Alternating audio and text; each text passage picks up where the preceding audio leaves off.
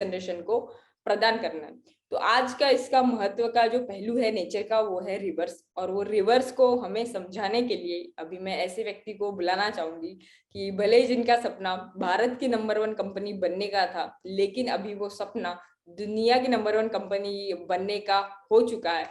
और उसमें रिवर्स का क्या योगदान होगा, ये जानने के लिए अभी मैं बुलाना चाहूंगी हमारे एमसीएल के रचनाकार, सलाहकार और शिल्पकार doctor Shyam Golab sir. Thank you. Thank you madam. Good morning everyone. दोस्तों नमस्कार, मैं डॉक्टर श्याम गोलब फिर से एक बार आपका इस ट्रेनिंग सेशन में स्वागत करता हूं। मैं आशा करता हूं कि आप सभी लोग स्वस्थ हैं और आप अपने साथ अपने परिवार का, यानी घर का परिवार और एमसीएल परिवार दोनों का ख्याल रख रहे हैं। मैं ये भी उम्मीद करता हूं कि आप सभी लोग 1 घंटा बहुत अच्छी एक्सरसाइज कर रहे हो, अपने हार्ट अपने लंग को मजबूत कर रहे हो और अपनी इम्यूनिटी को बढ़ा रहे हो। तो चलिए शुरुआत करते हैं आज के टॉपिक से। दोस्तों, लाखों साल पहले हम सभी मनुष्य बाकी के जानवरों जैसे ही थे। हम लोग यहां वहां भटकते थे, शिकार करते थे और अपना पेट पालते थे। लेकिन एक वो चीज जिसकी वजह से हमने ये भटकना बंद किया, एक जगह रुक के हम लोग बस्ती करने लगे, रहने लगे, और वो चीज थी खेती बाड़ी। वो चीज थी एग्रीकल्चर।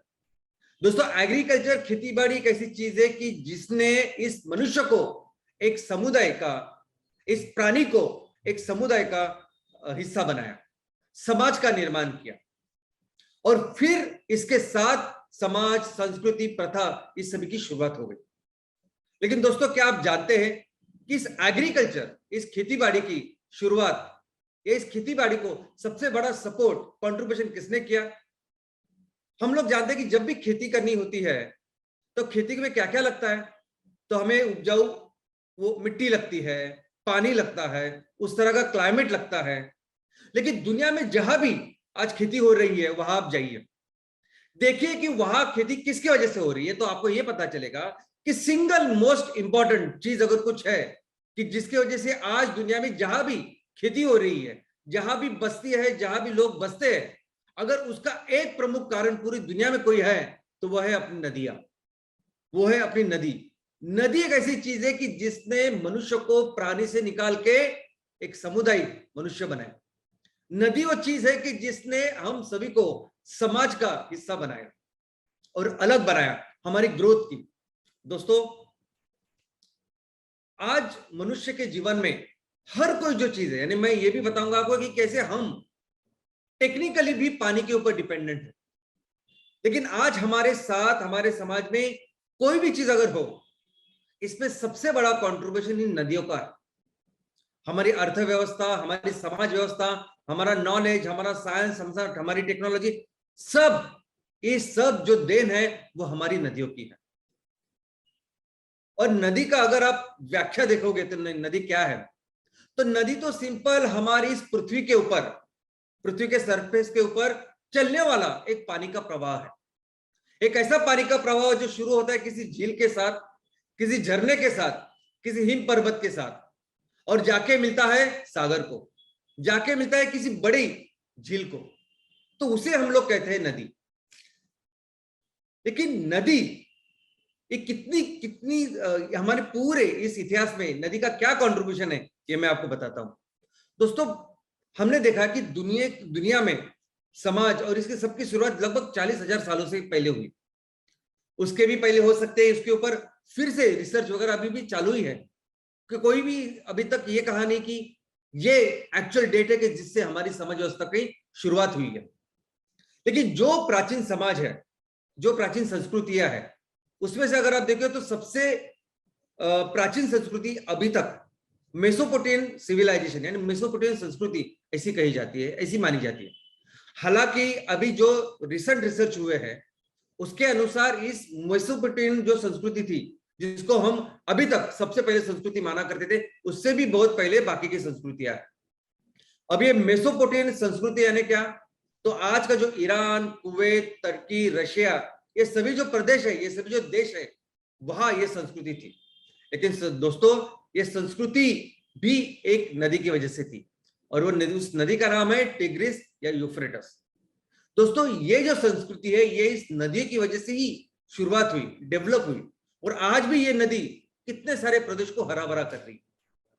वैसे ही इजिप्ट की जो प्राचीन संस्कृति है, जब भी इजिप्ट के बारे में हम लोग सोचते हैं, उसके प्राचीन इतिहास के बारे में सोचते हैं, तो हमें ये दिखाई देता है, हमें दिखाई देता है कि ये बड़े बड़े स्कल्पचर, ये सब चीज दिखाई देते हैं, और हमें दिखाई देता है कि सूखा है, वहां रेगिस्तान है, और वहां कभी संस्कृति थी। लेकिन दोस्तों, वहां ओरिजिनली ऐसी एक नदी थी, घना जंगल था, कि जिसके वजह से ये पिरामिड तैयार हुए, जिसके वजह से बड़े बड़े स्कल्पचर, ये आकृतियां, ये प्रकृतियां तैयार हुई। दोस्तों, ये नदी थी नाइल। ये पूरी जो संस्कृति है इजिप्ट की, वो थी नाइल नदी की संस्कृति।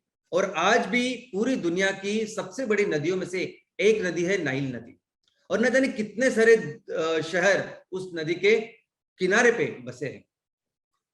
वैसे ही चाइनीज संस्कृति, चाइना की जो संस्कृति है, वो भी एक नदी की वजह से है, और उस नदी का नाम है येलो रिवर।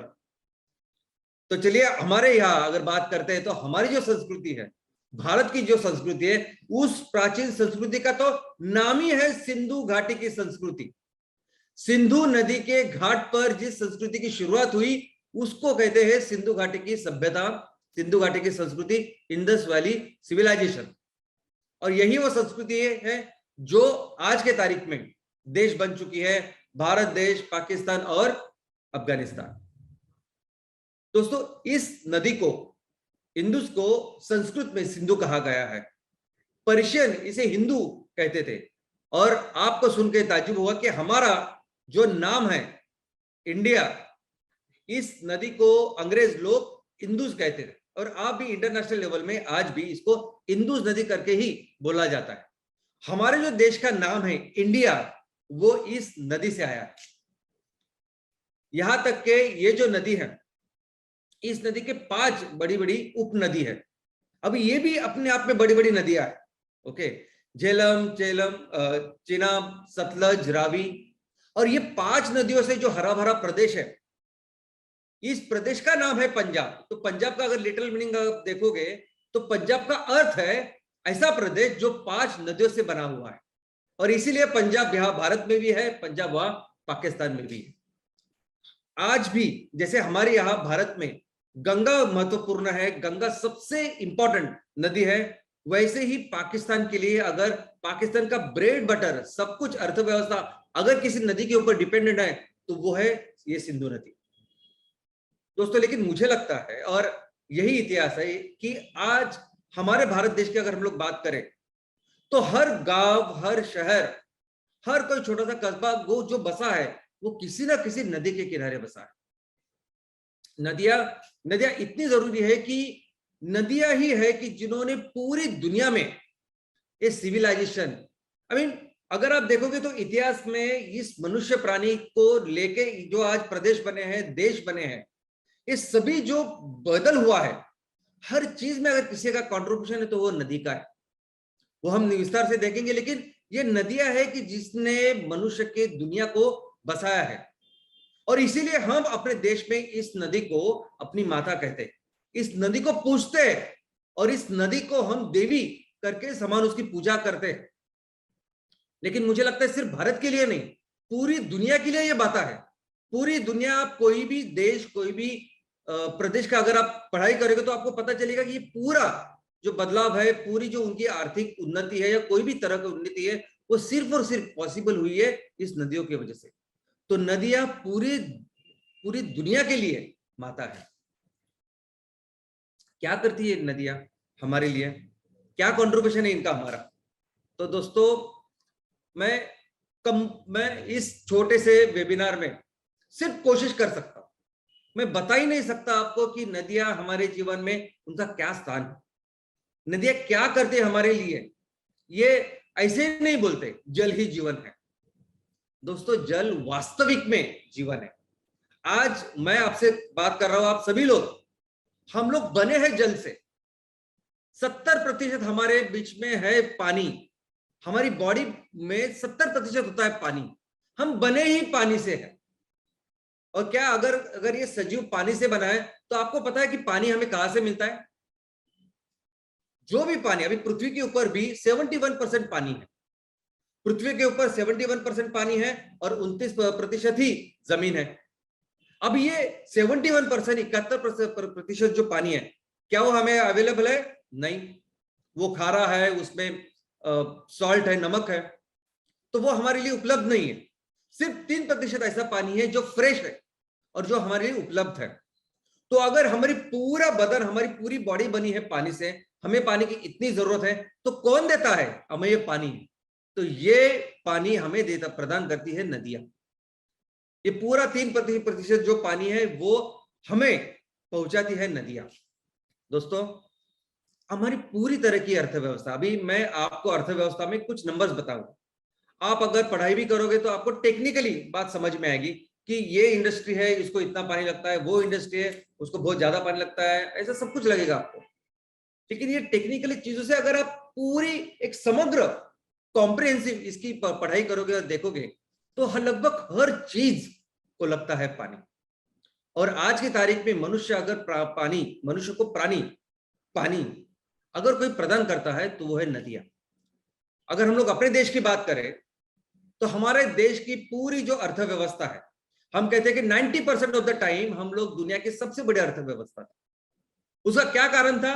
तो उसका कारण था हमारी खेतीबाड़ी, हमारी खेती, हमारा एग्रीकल्चर, जिसकी वजह से पूरी दुनिया में नंबर 1 इकोनॉमी थे हम लोग। और ये कैसे पॉसिबल हुआ, कैसे मुमकिन हुआ? तो वो इसी के वजह से, क्योंकि हमारे देश में सबसे बड़ा जो नेटवर्क है वो नदियों का है। नदियों का नेटवर्क, नदियां जितनी भारत देश में, वो कहीं नहीं, इसलिए हमारे भारत देश में जितनी उपजाऊ जमीन है वो दुनिया में किसी में के पास नहीं है। चाइना हमसे 3 गुना बड़ा है, अमेरिका हमसे 3 गुना बड़ा है, लेकिन जहां सिंचित जमीन की बात आती है तो भारत दुनिया में सर्वश्रेष्ठ है। हालांकि अभी पिछले साल यहां भी चाइना ने वो हमारी उसकी इरिगेशन क्षमता बढ़ाई और थोड़ा सा हमसे आगे निकल गया, लेकिन जितना पोटेंशियल हमारे पास है, जितनी नदियां हमारे पास है, जितना हम कुछ कर सकते हैं, थोड़ा सा हम लोग सब मिलकर प्रयास करें तो हम लोग कहीं से कहीं निकल जाएंगे। और ये जो उपजाऊ जमीन बनाई है, किसने बनाई है? ये नदियों ने बनाई। इस उपजाऊ जमीन की वजह से इतनी सारी खेतीबाड़ी हो रही है और इसकी वजह से हम लोग इस पूरी अर्थव्यवस्था में आगे थे। तो नदी का ये बहुत बड़ा उपकार, वरदान हमारे ऊपर। दूसरी अगर मैं बात करूं इलेक्ट्रिसिटी की, भारत दुनिया में तीसरे स्थान पे है, सबसे ज्यादा बिजली की निर्मित करता है, उसका कंजम्पशन करता है। इतने सारे करोड़ों लोग रहते हैं, अगर उनके प्रति व्यक्ति कम भी हम लोग बिजली का उपयोग करते हैं, फिर भी हम लोग दुनिया में तीसरे स्थान पे। इतनी बड़ी बिजली जब लगती है, उसमें से 12% बिजली नदियों की वजह से आती है। नदियों के ऊपर हम लोग बांध तैयार करते हैं और इस बांध के ऊपर से फिर पानी बहुत फोर्स से, वो जो दरवाजे होते हैं ना, उस बहुत फोर्स से नीचे गिरता है और नीचे फिर टरबाइन घूमते हैं और बिजली की शुरुआत होती है, बिजली तैयार होती है। हमें जितनी बिजली लगती है हर दिन, हर साल, 12% बिजली ये हमारे देश में नदियों की वजह से है। पूरे दुनिया में हम लोग 5वें स्थान पे हैं नदियों से, और ये जल विद्युत जिसे कहते हैं, इसकी क्षमता के लिए। दोस्तों, इंडस्ट्रीज, अर्थव्यवस्था के जो भी अलग अलग सेक्टर्स है, इस अलग अलग सेक्टर में जो अलग अलग बिजनेसेस है, ऑलमोस्ट सभी बिजनेसेस डायरेक्टली इनडायरेक्टली नदियों के ऊपर डिपेंडेंट है। कुछ बिजनेसेस तो ऐसे तो जो डायरेक्टली 100% नदियों के ऊपर चलते हैं। सभी ब्रीवरीज, सभी एग्रो बेस्ड बिजनेस, पेपर की इंडस्ट्री, ये सभी 100% नदी के ऊपर चलती है। लेकिन बड़ी बड़ी इंडस्ट्रीज, स्टील इंडस्ट्रीज, बाकी जो बहुत सारी इंडस्ट्रीज है जिसको नदी का पानी ही उपलब्ध है। फिशरीज, नदियां एक बहुत बड़ा मार्ग है हमारे यहाँ, जहां मछली की खेती होती, फिश फार्मिंग होती, या मछली का उत्पादन होता है। आपको ऐसा लगता होगा कि हमारे यहाँ इतना समुद्र है, तो हमारे जो कुछ मछली होती है वो समुद्र से आती है। आपको सुन के ताज्जुब होगा कि जितनी मछली हम लोग पैदा करते हैं, तैयार करते हैं, 50% मछली वो इन नदियों से, इनलैंड जो फिशरी है, जो जमीन के अंदर जो जलाशय है, जिसमें नदी है, तालाब है, इससे आती है। मैक्सिमम जो मछली है वो नदियों के ऊपर जो बांध हम लोग तैयार करते हैं, उससे जो जलाशय तैयार होता है, उससे आती है।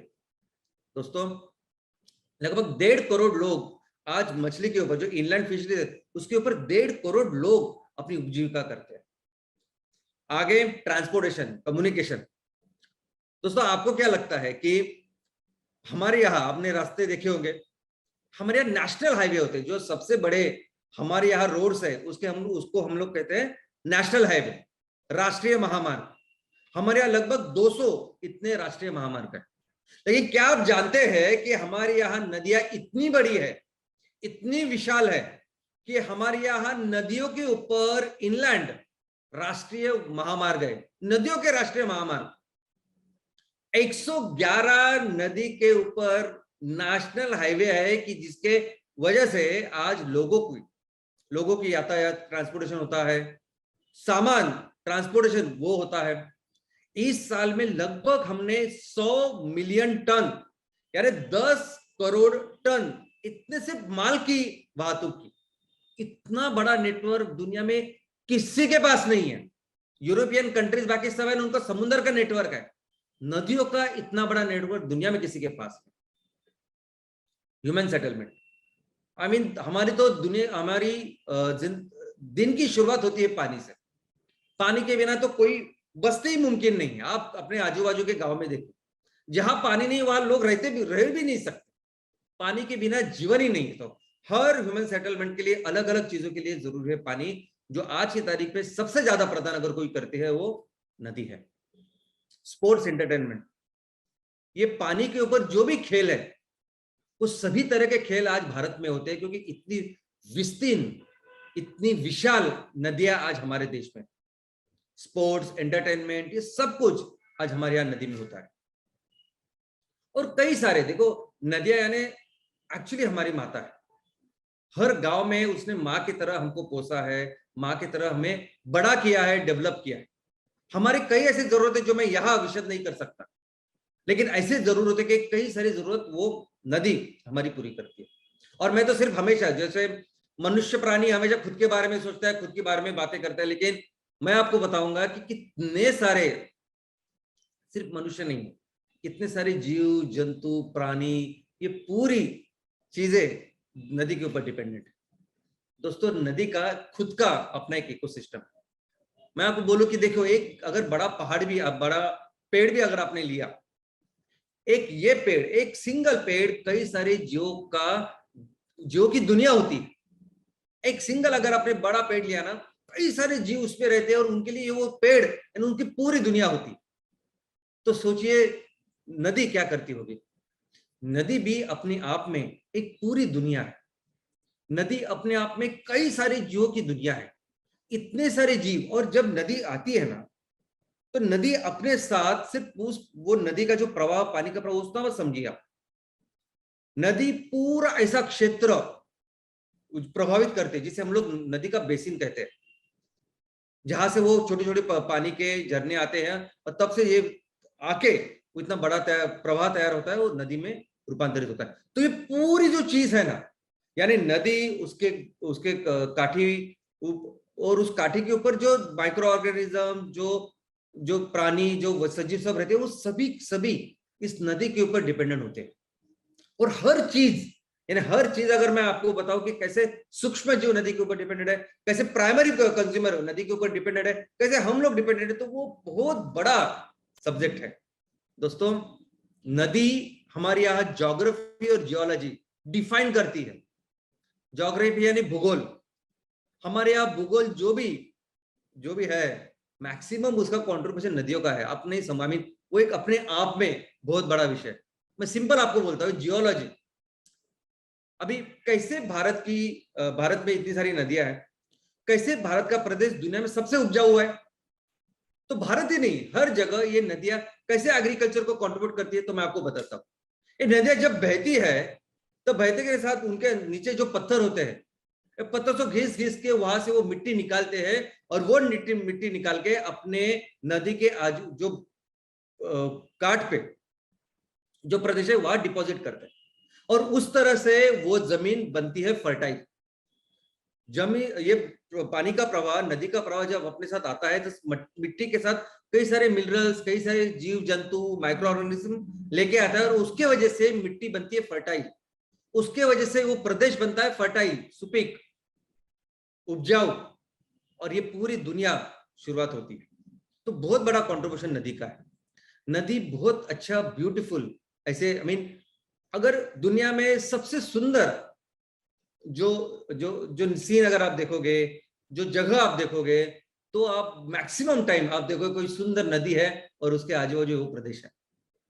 दोस्तों, मिलियंस, करोड़ों जीव जंतु इस नदी के ऊपर डिपेंडेंट है। एक पूरा इकोसिस्टम है।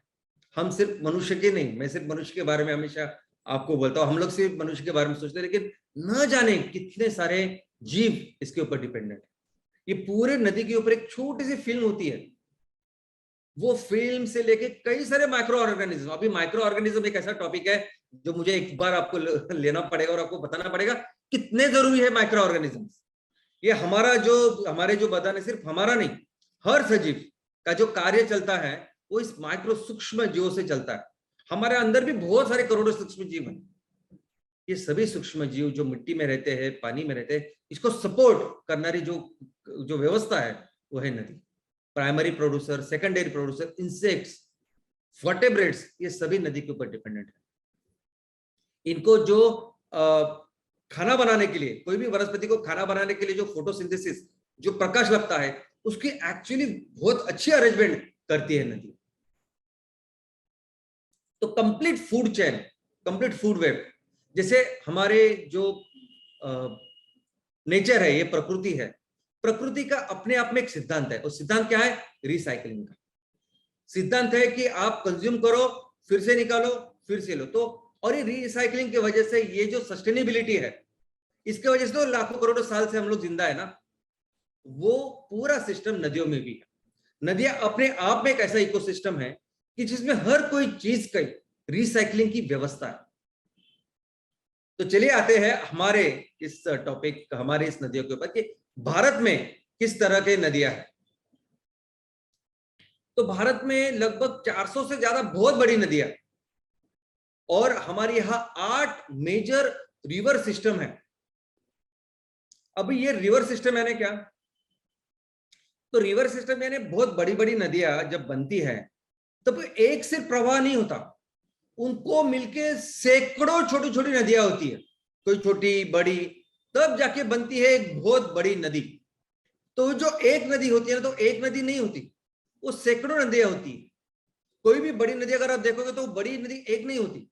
आपके गांव में, आपके तहसील में अलग अलग नाम से अलग अलग नदियां होंगी। ये सभी बनके 8 बहुत मेजर ऐसे रिवर सिस्टम हमारे पास। अगर किसी देश में एक भी रिवर सिस्टम हुआ ना तो पूरा देश चल सकता है, इतने बड़ी बड़ी रिवर सिस्टम हमारे पास। नदियों की मैं अगर संख्या बोलूं तो हजारों की तादाद में हमारे यहां नदियां है। दोस्तों, रिवर बेसिन करके एक कंसेप्ट है। रिवर बेसिन यानी जब वो नदी तैयार होती है और उसको बाकी का पानी का प्रवाह आके मिलता है, तो ये पूरे जो प्रदेश है जहां से पानी आता है उसको मिलता है, ये पूरा जो प्रदेश है ना उसको कहते हैं रिवर बेसिन। यानी नदी से प्रभावित होने वाला क्षेत्र। नदी जब अपने साथ जब चलती है पानी का प्रवाह लेके, तो सिर्फ पानी का प्रवाह लेके जैसे पाइप में पानी होता है वैसे नहीं करती। प्रकृति ने इतनी सुंदर रचना की है कि जब नदी चलती है तब अपने साथ पूरा जो प्रदेश है उसको समृद्ध करते हैं, जिसे हम लोग कहते हैं रिवर बेसिन। भारत में इतने बड़े बड़े रिवर बेसिन है कि जिसकी वजह से पूरा भारत आज समृद्ध है। दोस्तों, और ये नदियां 2 तरह की हो सकते हैं। एक तो वो नदी जो जिसमें पूरा साल 12 ही महीने उसमें पानी होता है, जिसे पेरिनियल कहते हैं, और ऐसी नदी की जो सिर्फ बारिश में होता है उसमें पानी, और बाकी इसमें पानी नहीं होता। हम इतनी बुरी तरह से इन नदियों को बर्बाद कर रहे हैं आज की तारीख में, कि ऐसी नदियां कि जिनमें पूरे साल पानी होता था, आज वहां सिर्फ बारिश में पानी होता है। ऐसी नदियां कि जहां अगर बारिश नहीं रही तो आपको लगेगा ही नहीं कि नदी है। इस तरह से हमने इस नदियों को अभी हम लोग खराब करते जा रहे हैं। अभी हमारे देश की जो नदियां है ना, हमारे देश के नदी का वर्गीकरण 2 हिस्सों में हो सकता है। एक वो हिस्सा कि वो कैटेगरी जिसमें सभी नदियां हिमालय पर्वत से शुरुआत होती है, तो हिमालय पर्वत से शुरू होने वाली सभी नदियों को हम लोग कहेंगे हिमालयन रिवर सिस्टम। और दूसरा जो है वो है पेनिनसुलर यानी उपखंड का सिस्टम। तो भारत की जो नदियों का सिस्टम है दो इसमें हम लोग वर्गीकरण कर सकते हैं। एक तो हिमालय का नदियों का पूरा सिस्टम और उपखंड का। तो भारत का जो उपखंड है उसके एक उपखंड है और उसके बाजू में दो समंदर है, एक है अरेबियन समुद्र और दूसरा है बंगाल का उपसागर। अब इन दोनों में अभी जो उपखंड के जो नदियां है वो भी दो हिस्से में बंटी है। एक ऐसी नदी है जो शुरुआत होके वेस्टर्न के तरफ पश्चिम की ओर जाती है, हमारे अरेबियन जो समुद्र है उसमें चली जाती है, और दूसरा ऐसा कि जो निकल के शुरुआत होके हमारे बंगाल के उपसागर में चली जाती है। दोस्तों अभी इसमें जो 8 बड़े बड़े रिवर सिस्टम्स है उसके बारे में मैं आपको बताऊंगा। Number 1 Indus river system, of course Sindhu घाटी। सिंधु जो नदी है वो 3180 किलोमीटर है।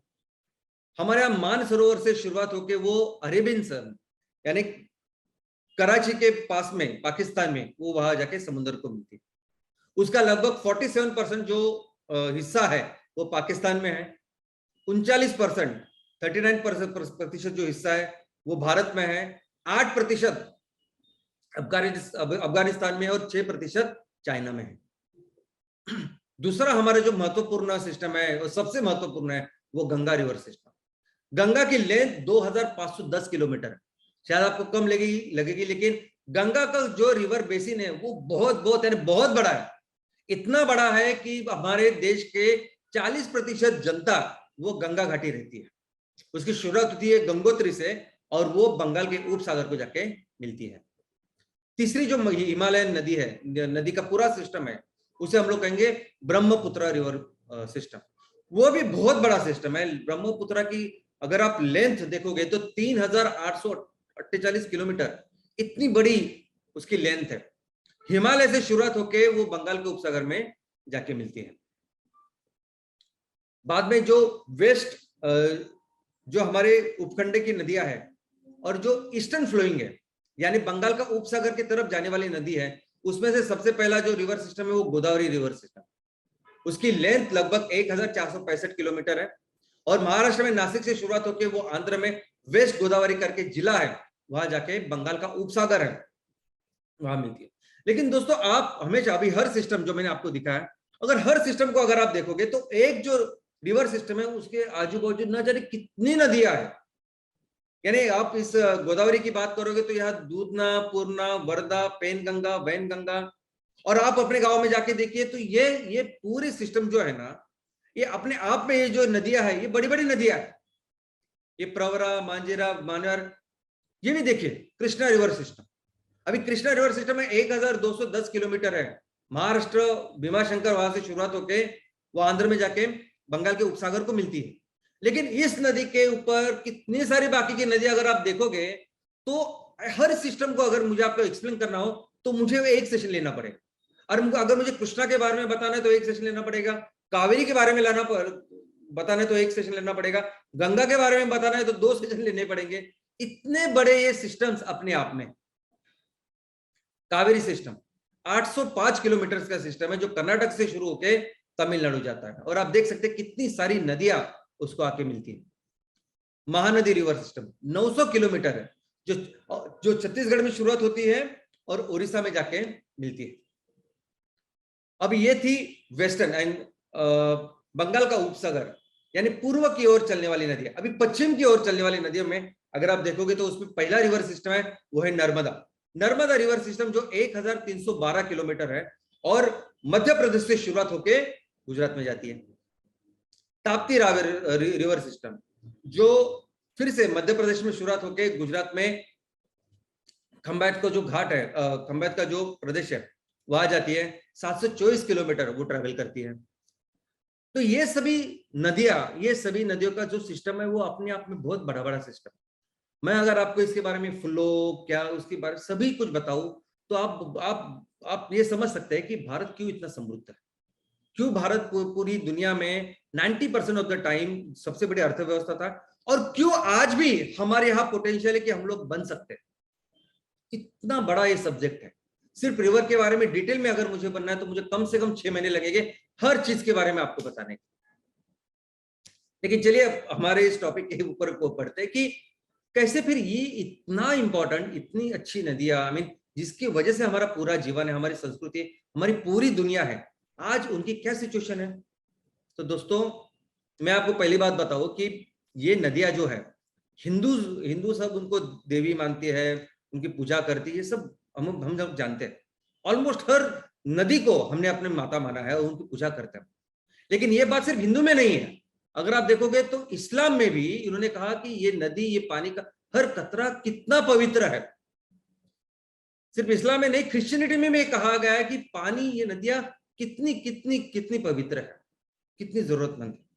लेकिन इसके बावजूद आज क्या है, आज ये है परिस्थिति कि हमारे यहाँ 351 ऐसी नदियां है बड़ी बड़ी कि जिसको central pollution control board CPCB इसने बहुत बहुत बहुत गंदा करके घोषित किया है।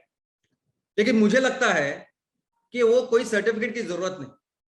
सेंट्रल पोल्यूशन कंट्रोल बोर्ड हो या अपने राज्य का कोई पोल्यूशन कंट्रोल बोर्ड हो, वो हमें प्रमाण पत्र देगा और फिर हमको पता चलेगा कि हमारी नदी कितनी साफ है या कितनी गंदी है। ये कुछ बताने की जरूरत नहीं।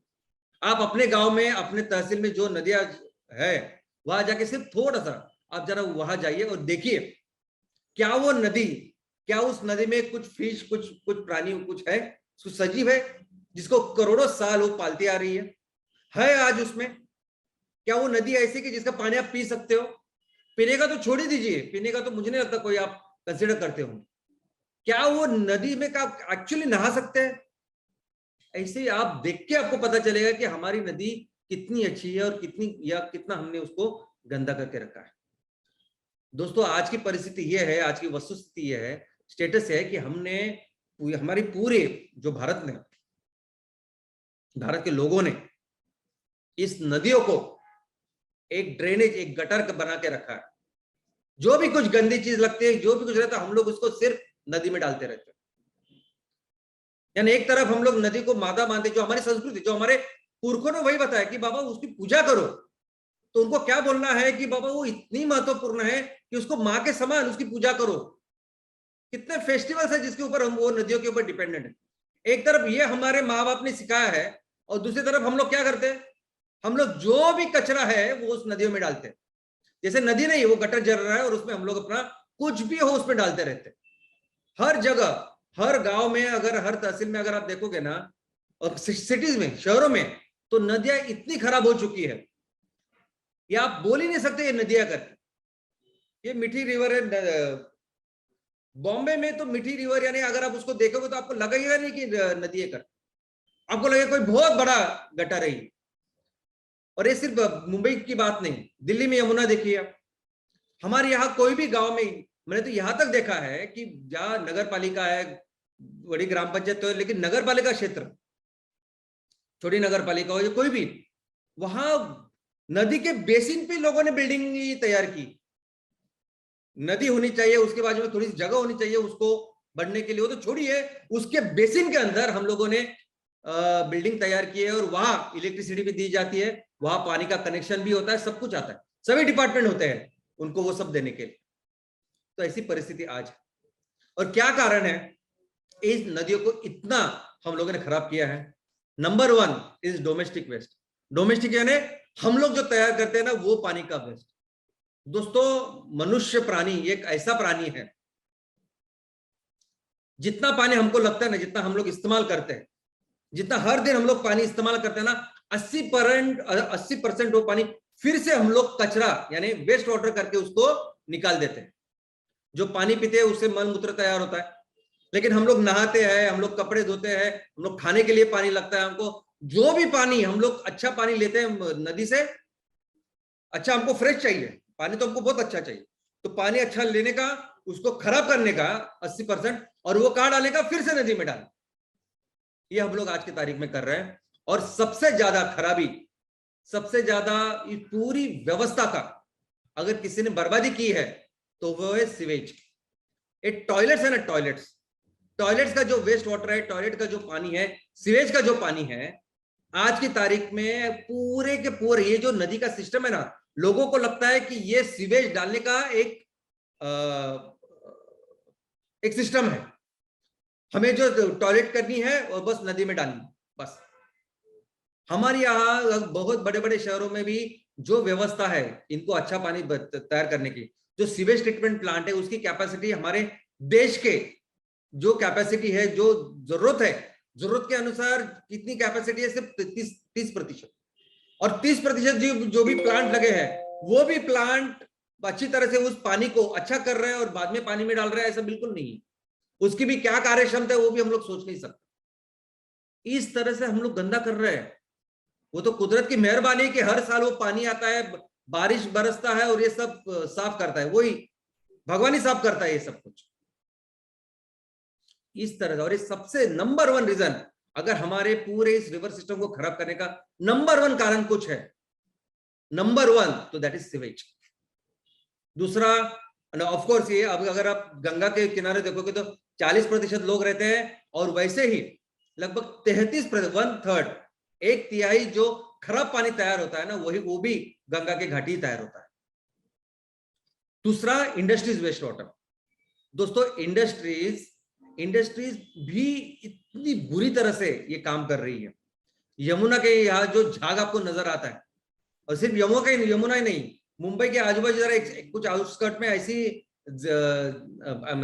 एरियाज है, तो कल्याण डोंबिवली करके एक महानगर पालिका है यहाँ और आजू बाजू, जहाँ ऐसी इंडस्ट्रीज है कि वहां नदी आपको कभी काली, कभी लाल, कभी पीली ऐसी दिखाई देगी, only because this industrial waste water. बाकी सरफेस जिस तरह से हम लोग खेती कर रहे हैं, हम लोग तो खेती कैंसर की खेती कर रहे हैं, पूरा केमिकल से भरी हुई खेती कर रहे हैं हम लोग। और जब बारिश गिरती है तो ये पूरा पानी वो पूरे केमिकल्स लेके, कैंसर के केमिकल्स लेके नदियों में जा रहा है। तो जो होना है वो, जो सिर्फ नदियों में नहीं, वो नीचे भी जा रहा है। हमारी जो वेल्स वगैरह है उसमें भी ये सब आता है, तालाब में भी आता है। तो ये सरफेस रन ऑफ भी एक बहुत इंपॉर्टेंट रीजन है। उसके बाद में तो गार्बेज डंपिंग, यानी डंपिंग का ना, आपके ग्राम पंचायत के, आपके नगर पालिका का गार्बेज, कचरा कहाँ डालना है, तो उसके लिए भी लोगों को लगता है बस नदी, और किधर डालेंगे। आप अपने शहरों में जाके देखिए, आपको पता चलेगा कि मैक्सिमम जगह पे जो डंप यार्ड है, मैक्सिमम जगह पे ये कचरे के जो पहाड़ नजर आएंगे आपको, वो नदी के किनारे नजर आएंगे, और ये सब कचरा सब नदी में जा रहा है। सैंड, रेती के लिए जो काम आज की तारीख में हो रहा है, जिस तरह से रेती के लिए उसका एक्सप्लॉयटेशन हो रहा है, हम लोगों ने नदियों को बर्बाद करके रखा है।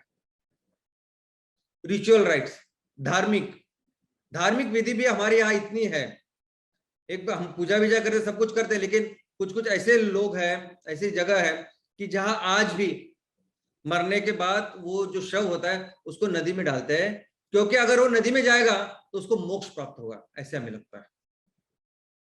Oil and natural gas exploration, कि ऑयल और नेचुरल, आपको तो मालूम है दुनिया में सबसे ज्यादा बेचने वाली कोई वस्तु होगी, सबसे ज्यादा धंधा अगर किसी चीज का होता होगा तो वो तेल है।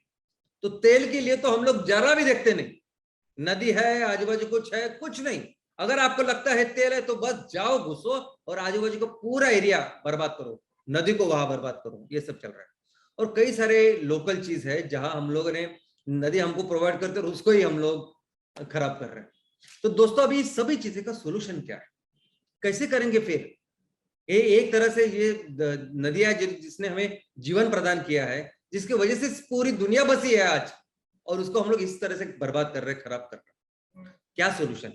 तो ये सोल्यूशन के लिए मैं आपको 3 कहानियां बताऊंगा। सबसे पहले कहानी है एक प्रोजेक्ट की, नमामि गंगे। दोस्तों हमारे देश में गंगा सबसे बड़ी है। हमारे गंगा इतनी महत्वपूर्ण है कि वहां 40% हमारी जनता रहती है, 11 राज्यों से वो जाती है।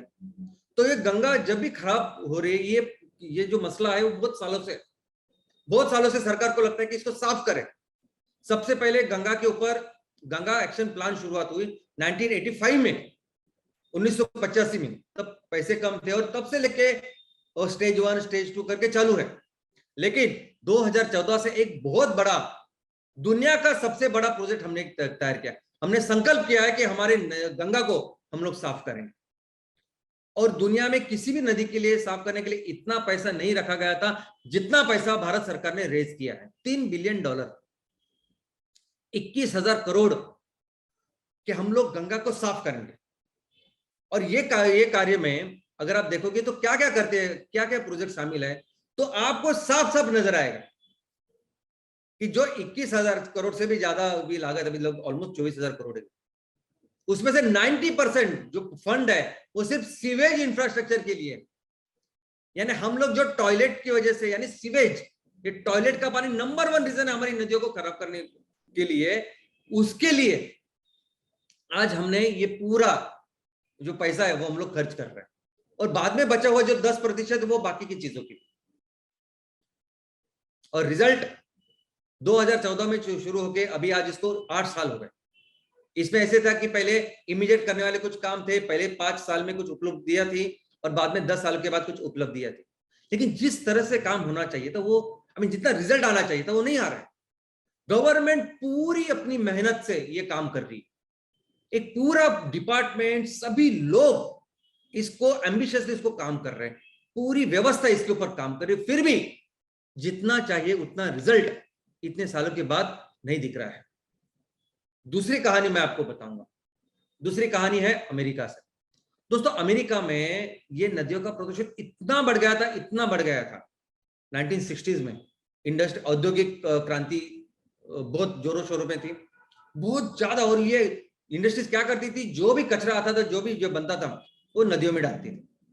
तो वैसे ही अमेरिका में एक राज्य है क्लीवलैंड करके, और वहां एक नदी है, एक कुयोहोगा।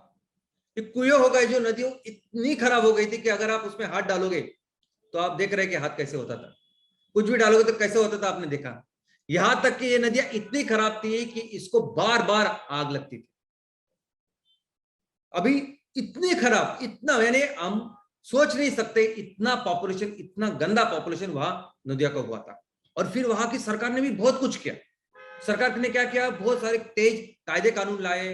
सरकार ने वहां के जो महापौर, कुछ उन्हें स्ट्रिक्ट काम किया, अपनी पूरी मशीनरी लगा के वो काम किया, लेकिन फिर भी ये नहीं हो रहा था।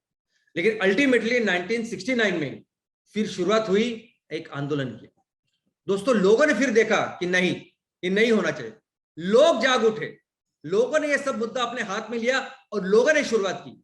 और यहां भी कुछ थोड़े से लोगों ने पहले शुरुआत की और बाद में पूरा जन आंदोलन हो गया।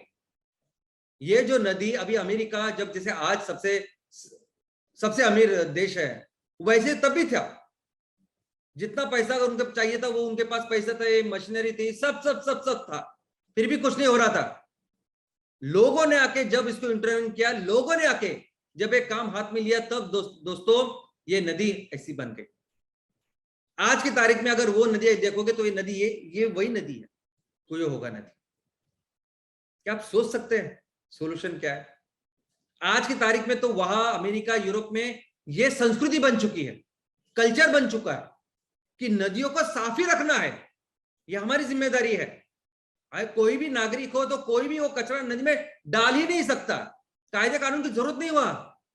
अरे हमारे यहाँ राजस्थान में भी देखिए ना, हमारे यहाँ राजस्थान में भी कितनी अच्छी संस्कृति है। राजस्थान में कोई पेड़ होगा ना तो पेड़ को हम अपने घर का सदस्य समझते हैं। राजस्थान में अगर कोई जानवर हो तो उसको हम लोग अपने घर का सदस्य समझते हैं।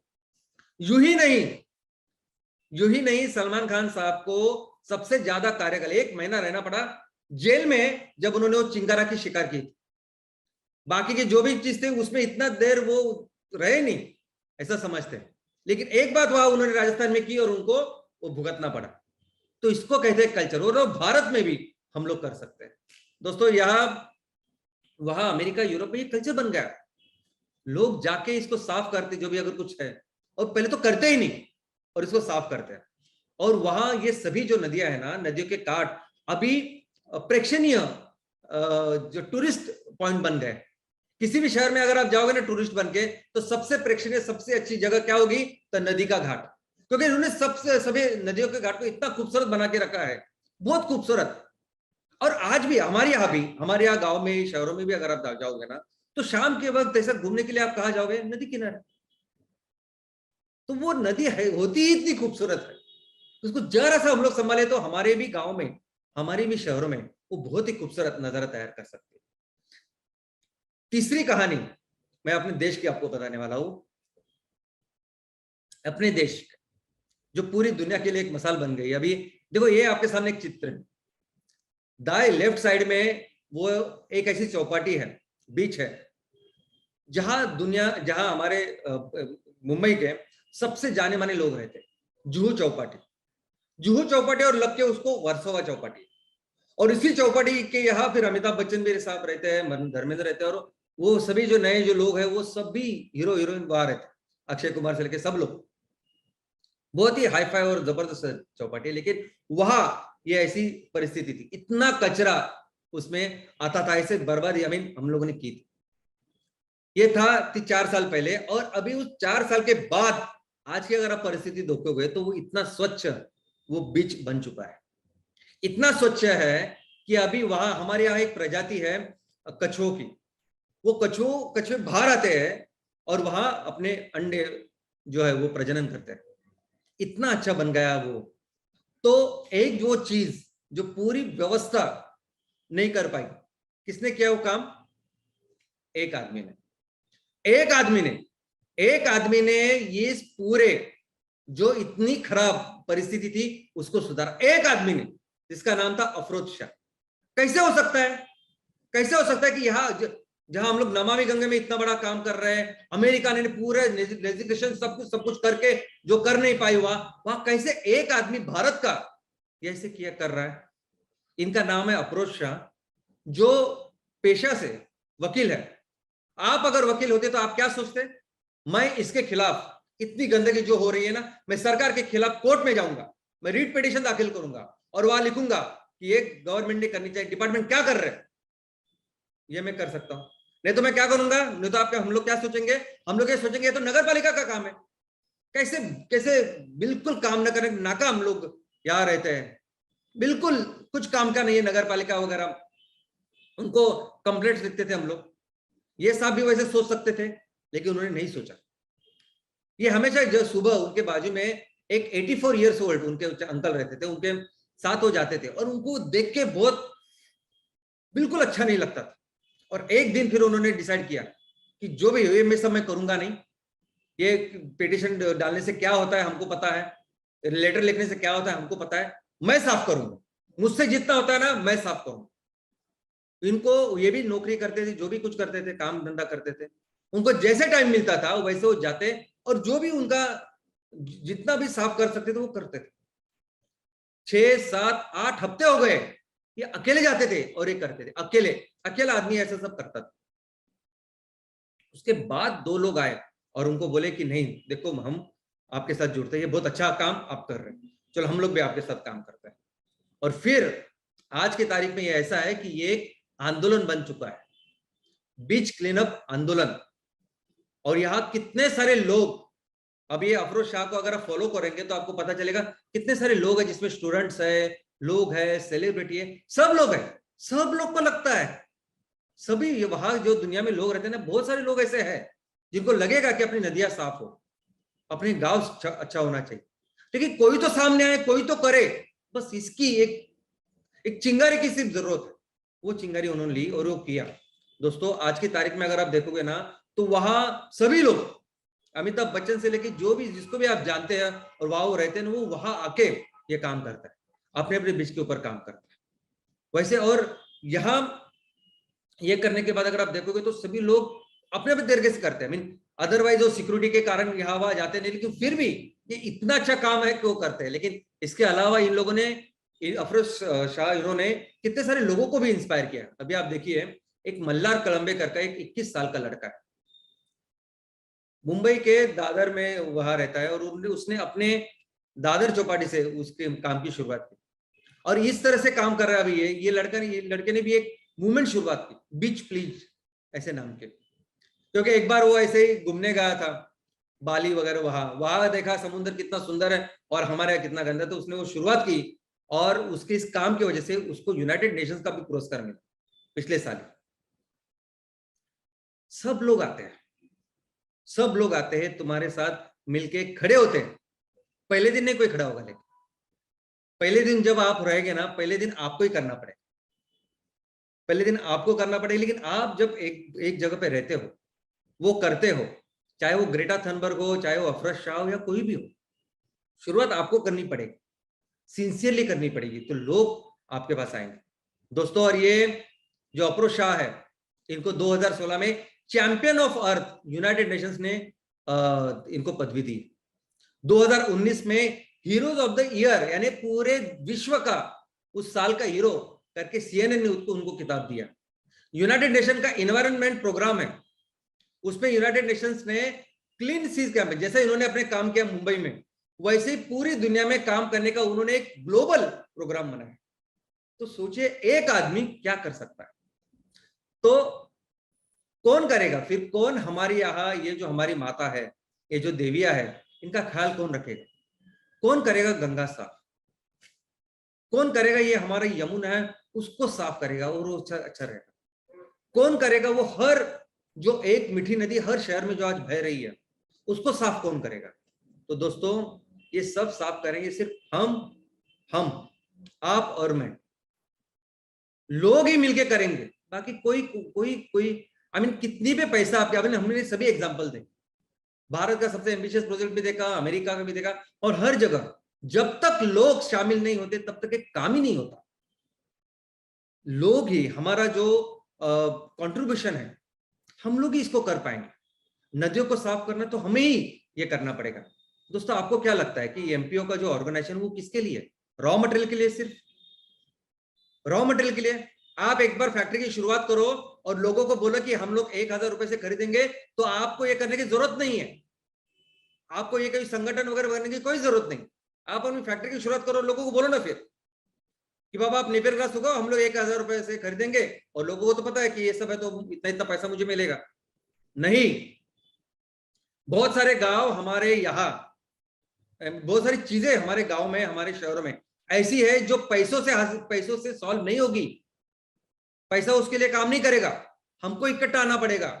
कई सारे ऐसे इश्यूज है, कई सारे ऐसे सामाजिक इश्यूज है जिनको सॉल्व करना है हमें, और इसके लिए लोग चाहिए, इसके लिए लोगों का पूरा कंट्रीब्यूशन चाहिए।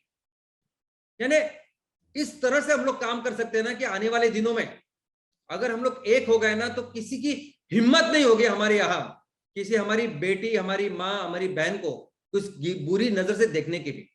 तो कई सारे ऐसे इश्यू है ना जिसको सॉल्व करने का तरीका दूसरा कोई नहीं है। कितना भी स्ट्रिक्ट करो आप, थूकने के लिए 200 रुपया, ये 500, कुछ फर्क नहीं पड़ेगा। उससे फर्क तभी पड़ेगा जब हम लोग इकट्ठा आए, और यही उद्देश्य है एमपीओ का।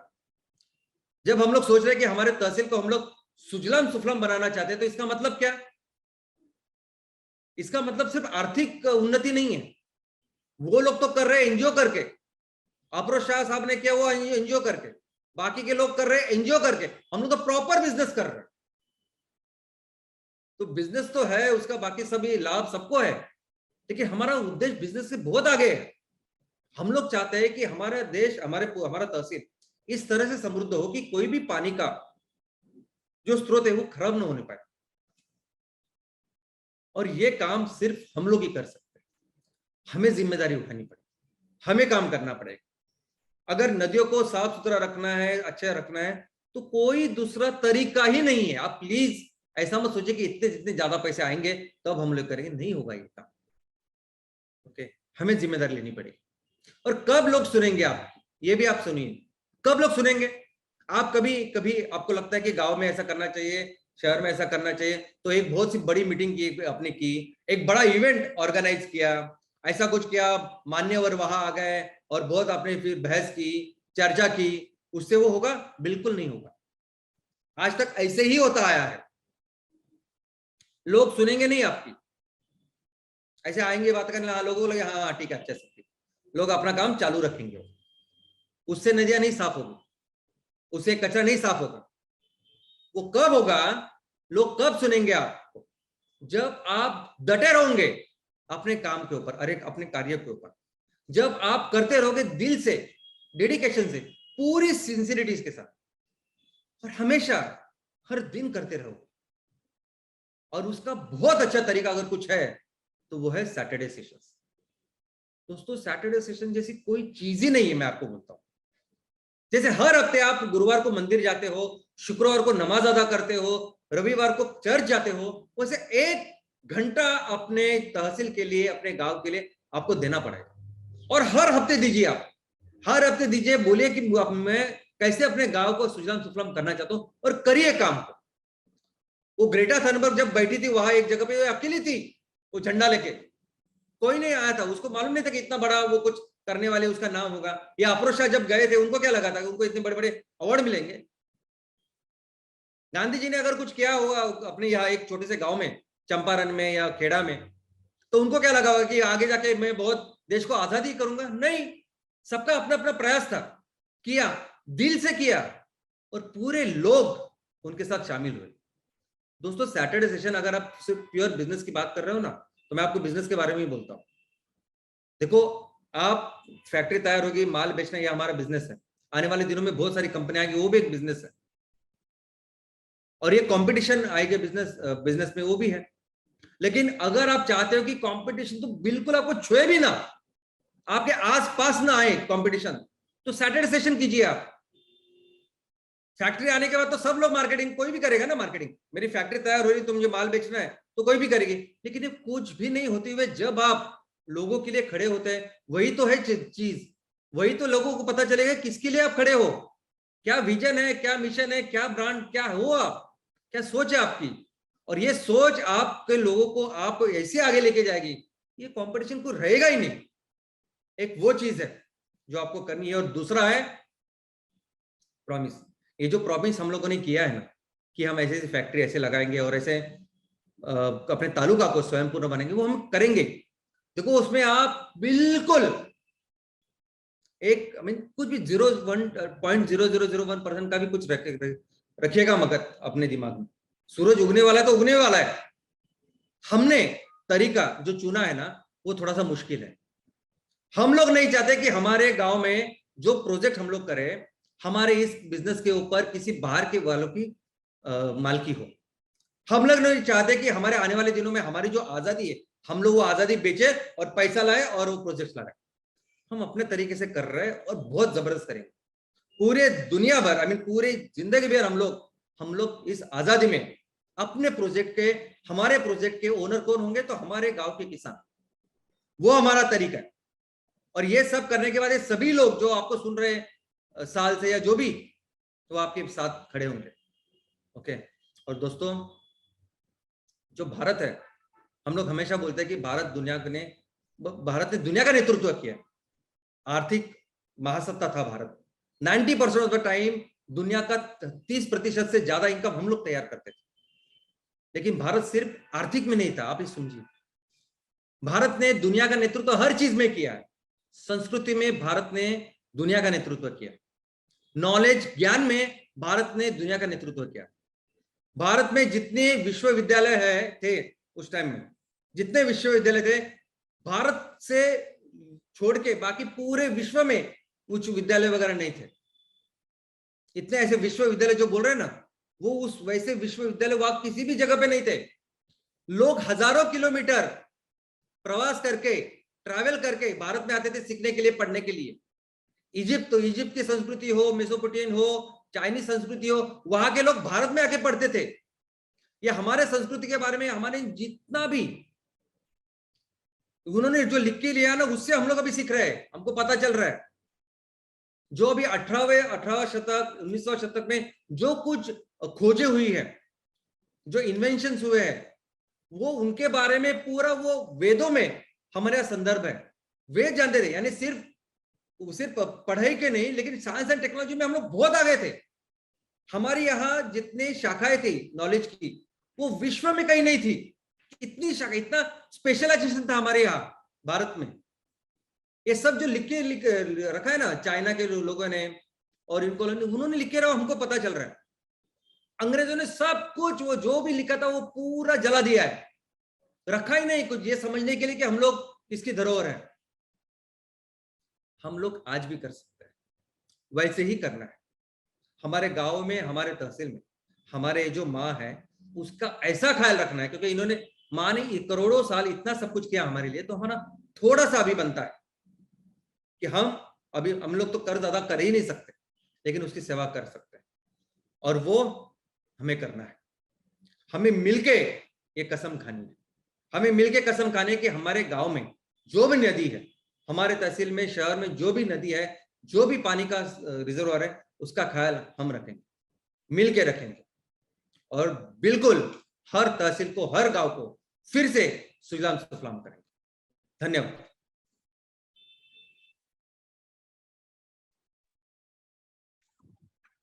जी हाँ श्याम सर, सही कहा आपने कि हम सब मिलके हमारी माता, हमारी गांव की नदियां, हमारी देश की नदियां को हम साफ सुथरा रखने की कसम खाते हैं। जी हाँ, एमसीएल नदियों को लेकर एक जन आंदोलन करेगा। वो अफरोज शाह जैसे युवाओं के दस्तक चलेगा। ये आपका थॉट आज एक क्रांतिकारी थॉट है, और आज सब सुनने वाले एमसीएल इंडिया परिवार ने इसको बहुत ही दिल से सुना है। Thank you very much Shyam sir, and good morning MCL India परिवार। आज आपके सामने डॉक्टर श्याम सर ने और एक बार एक ऐसे क्रांतिकारी विचार की नींव रखी है। वो नींव शायद, देखिए इसको गौर से सोचिए, ये केवल नदी को क्लीन नहीं करेगा, ये एक इकोसिस्टम को क्लीन करेगा। जिस इकोलॉजी की बात श्याम सर कहते हैं, इकोलॉजी डिपेंडेंट इकोनॉमिक्स, इस बात को वो कहते हैं, उन्होंने क्लियर कहा है कि हम कोई एनजीओ नहीं चला रहे, हम एंटरप्रेन्योर्स है, और हम एंटरप्रेन्योर्स इस इकोलॉजी इकोनॉमिक्स को करेंगे। तो जब हम नदी को साफ करेंगे अपने दम पे, अपनी ताकत से, एक एक बूंद सागर बनता है, वैसे दो दो हाथों से ऐसे करोड़ों हाथ बनेंगे, और नदी को, उसकी इकोसिस्टम को क्लीन रखेंगे, तो उसके पानी से अपने आप हमारे बच्चों का और हमारे आने वाली पीढ़ी का भविष्य हो जाएगा। Thank you very much Shyam sir कि आपने इस आंदोलन की नींव को आज बहुत ही स्ट्रांगली रखा है, और शायद एमसीएल इंडिया परिवार आपको वादा करता है कि हम इसको पूरा करेंगे। हमारी जो प्राइम पीडीएस की टीम है, उनकी तरफ से, राहुल सर की तरफ से चली जल ही जीवन है प्रोजेक्ट का भी काम आपसे ही प्रेरणा लेके शुरू हो चुका है, और इसलिए आज का ये थॉट कहीं ना कहीं दिल को चैलेंज करने वाला, छूने वाला और हमें प्रेरित करने वाला था। Yes, out of the comfort, अब लोग कंफर्ट जोन से निकलते हैं तो क्या तरक्की कर सकते हैं। ये जो स्टोरी आज फेडेक्स की प्राची ने सुनाई, वो स्टोरी का और आज के श्याम सर के प्रेजेंटेशन का एक बहुत बड़ा परिणाम पूरी एमसीएल इंडिया पे होगा, और हम अपनी नदियां जिनको माता कहते हैं, इनको हम क्लीन करके रहेंगे। आज 1 अप्रैल उड़ीसा राज्य का स्थापना दिन, तो सारे उड़ीसा एमसीएल परिवार को हम हमारी तरफ से शुभकामनाएं देते हैं, और हम आप सबका शुक्रिया अदा करते हैं, हमारे सारे MVP owners, MP owners, MBS, हमारे BDS, senior BDS, prime BDS, and all the stakeholders of MCL. Thank you so much. आप इस श्याम सर की विचारधारा को गांव गांव में पहुंच के अपने आजू बाजू में जहां पे भी नदी नाले हो, उनको साफ सुथरा करने की मुहिम को एमबीपी के और एमपीओ के माध्यम से शुरू कर देंगे, ये वादा करते हुए हम आप सबको बहुत बहुत बहुत बहुत शुभेच्छा देते हैं। Thank you very much. Yes, Shyam sir की बातों को सुनकर ही हमारे दिल से आवाज आती है कि हम सबको, आपको, हमको, इस देश के नागरिक को, इस देश की नदियों का वास्ता है, और एमसीएल ही सुजलाम सुफलाम विश्व का रास्ता है। Thank you very much. जय हिंद, जय एमसीएल।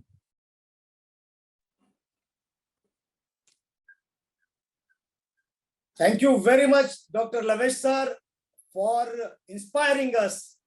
And आप सभी से मेरी ये नम्र गुजारिश है कि आप कृपया इस चैट बॉक्स में दी गई लिंक के ऊपर जाकर आपका फीडबैक हमें शेयर कीजिएगा।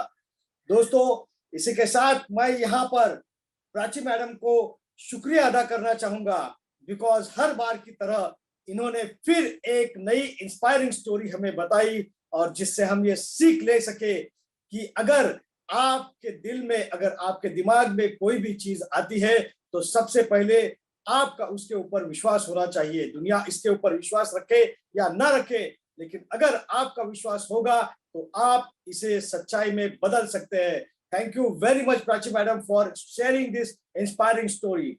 एंड अब मैं शुक्रिया अदा करना चाहूंगा उस इंसान का जो नदियों में नहीं लेकिन हमारे दिमाग में जो बसा हुआ कचरा है इसे साफ करते हैं हर शुक्रवार, और हमें बताते हैं कि हमारा कल्चर क्या है और हम क्या कर सकते हैं, और इसी के साथ हमें यह भी बताते हैं कि हम आने वाले दिनों में फिर एक बार किस तरह से विश्व का नेतृत्व कर सकते हैं।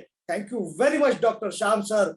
हर बार जो छोटे छोटे टॉपिक्स लेकर आप उनके ऊपर गहन सब विचार हमें देते हैं, उससे हम सभी प्रेरित होते हैं। और गांव गांव में जिस तरह से अभी आप यहाँ पर पिक्चर देख रहे हैं, गांव गांव में छोटी छोटी तरह क्यों ना हो लेकिन हर बार वो मूवमेंट शुरू होता है। Thank you very much doctor Shyam sir, inspiring for each and every person of MCL stake holder. Thank you very much. और मैं शुक्रिया अदा करना चाहूंगा फिर एक बार MCL के हर एक टीम मेंबर का जो अपने अपने तरीके से इस मूवमेंट में अपना योगदान दे रहे हैं। So thank you very much. And कृपया आप अपना फीडबैक हमें इस लिंक के ऊपर जाकर शेयर कीजिए। और मैं आप सभी का यहाँ पर शुक्रिया अदा करना चाहूंगा जो इतने विश्वास के साथ हर शुक्रवार यहाँ पर आकर इस ट्रेनिंग प्रोग्राम को चार चांद लगाते हैं। Thank you very much. इसी के साथ मैं मंगेश सेलार आपका होस्ट आप सभी को ये रिक्वेस्ट करता हूं कि आप अपने परिवार का और पूरे MCL परिवार का सेहत का ख्याल रखिए। और इसी के साथ मैं यहाँ पर ये घोषित करता हूं कि आज का यह वेबिनार यही समाप्त हुआ। धन्यवाद।